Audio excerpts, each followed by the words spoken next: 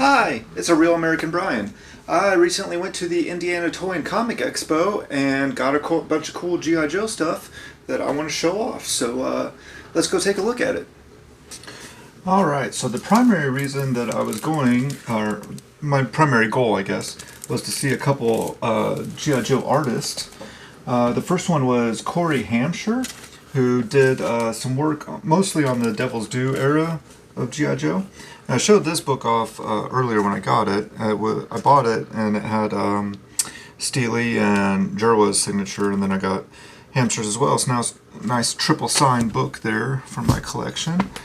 And then I had him do the free comic book day, which has the Joe story that he worked on as well.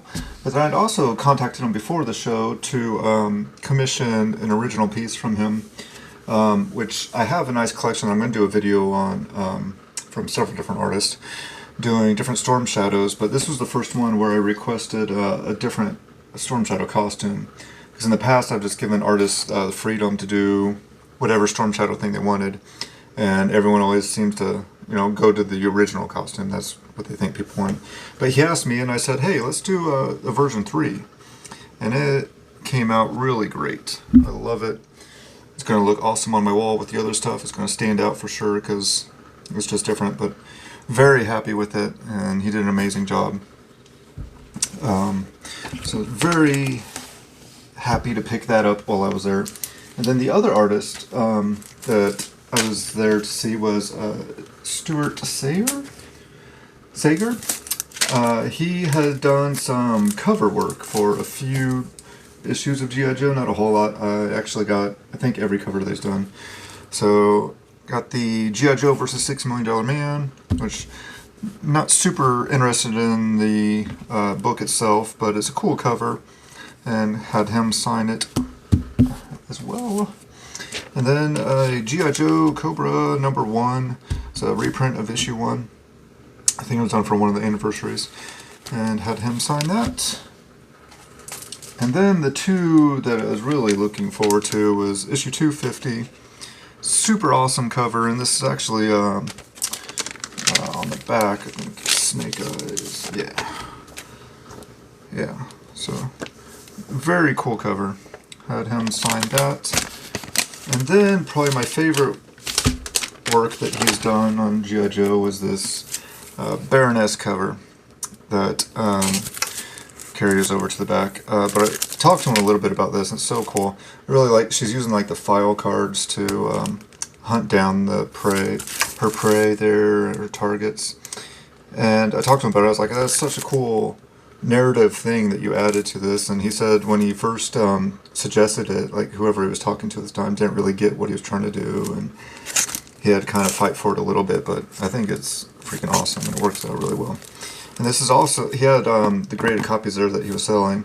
This is my first CBCS case, and my first also witness signature of any of my stuff in my collection. So those are both cool first two, but the cover itself and having him sign and get it from him and talking to him about it was probably the highlight of the show for me. I just really love this book a lot. So I was very happy to be able to get that and then pick up the other covers that he had done.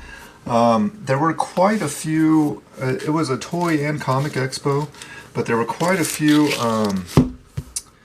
comic dealers that had G.I. Joe there in back issues. It was just really nice. It made a lot of sense because there's kind of a crossover audience. But it was really cool to see. So I picked up a lot of back issues. I think all these are going to say $5. I didn't pay $5 for each of them. I kind of bundled them together and got a good deal. Issue 107, got a bunch of different Storm Shadow covers. I think I'm going to collect all of his cover appearances on the Marvel books, just as something else to hunt for. I've always really liked this cover. The whole Cobra Civil War storyline is always my favorite, so having kind of the 3 heads there, of course, Destro's not on the cover, but I thought that was really cool. I like it a lot. And then the 25th anniversary Marvel cover, Snake Eyes. Kind of an iconic cover there. And some more Storm Shadow. I picked all these up from, I think, 2 different booths. were there selling, just had long boxes, and pretty cool. And this, you know, the first appearance of Spirit, I believe, in this issue. So something nice. And then a very important issue there, the whole origin of Snake Eyes and Storm Shadow and LRP and stuff. So very cool. I did pick up a few non-G.I. Joe items, actually. I got a little Man-Thing graphic novel collecting Man-Thing 1 through 5 by R.L. Stein for $5. I thought it looked interesting. I'll give it a good read. Then I picked up a few variant covers. I got the Garbage Pail Kids versus Madballs Virgin cover. I thought that was really neat. And I got a Betty Page with Guinness. So, very cool there. And Scotty Young patch number 1 cover, which I had seen before and picked up.